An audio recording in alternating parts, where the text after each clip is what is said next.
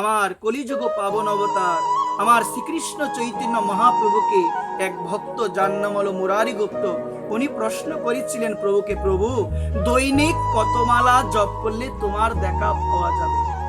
দৈনিক কত মালা জপ করলে কি পাওয়া যাবে? তোমার দেখা পাওয়া যাবে। প্রভু তুমি কৃপা করে আমাকে বলো।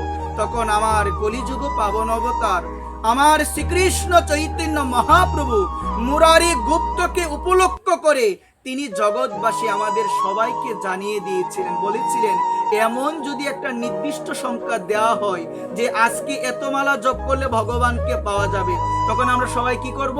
ওই নির্দিষ্ট সংখ্যক মালা জপ করব, আমার প্রাণ গোবিন্দের দেখা পেয়ে যাব। তো এই জায়গায় আমার মহাপ্রভু বলছেন যে মুরারি গুপ্ত তুমি মন দিয়ে শুনো, তুমি যত মালাই জপ করো না কেন, সেই জপের মধ্যে যদি অনুরাগ না থাকে, সেই জপের মধ্যে যদি ভালোবাসা না থাকে, কখনো কোনো ভক্ত আমায় পাবে।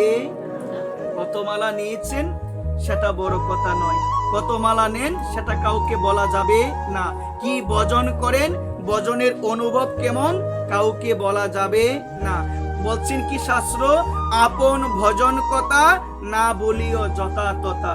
আপনার ঘরের মধ্যে কত টাকা আছে বা আপনার ঘরের আলমারির চাবিটা কোথায় আছে আপনি কি কাউকে বলেন? কেন বললেন না? এটা গোপন বিষয়, এটা বললে চুরি হতে পারে। ঠিক সেই রকম গোপন বিষয় হলো ভজন।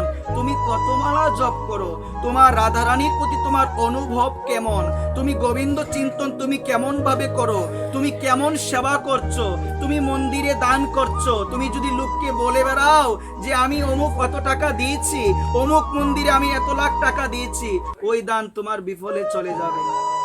ভাগবতে আছে বিধান, শুনো মন্দির। ভাগবতে বলছেন তুমি ডান হাতে দান করবে, তোমার এই বাঁ হাত যেন না জানতে পারে। বর্তমান সময় তো আমরা দান করার পরে মা প্রতিষ্ঠা লাভের জন্য জগতের সবাই সম্মান দিবে, ওই সম্মান লাভের আশায় আমরা বলে বেড়াই আমি এত টাকা দিয়েছি। কেন?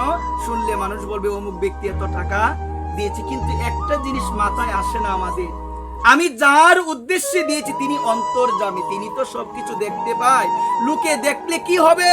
লোকের কাছে বললে সামান্য একটি প্রতিষ্ঠা আসবে, ওই প্রতিষ্ঠা দিয়ে গোবিন্দের চরণ প্রাপ্তি করা যাবে না। ভগবান